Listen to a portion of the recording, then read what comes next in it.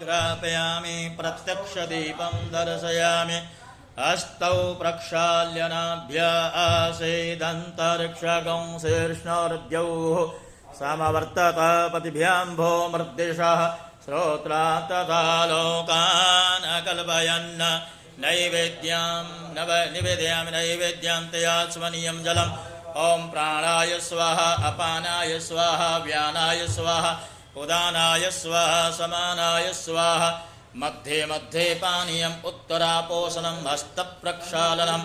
मुखप्रक्षालनं करोद्वर्तनाथे चन्दनं समर्पयामि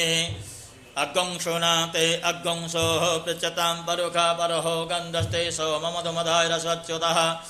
फलं समर्पयामि फलान्ते मोक्षुद्ध्यर्थं ताम्बूलान्ते द्रव्यदक्षिणां ध्यानपुष्पं समर्पयामि नमस्त्वनन्ताय सहस्रमूर्तये सहस्रपादाक्षिशिरोरुबाहवे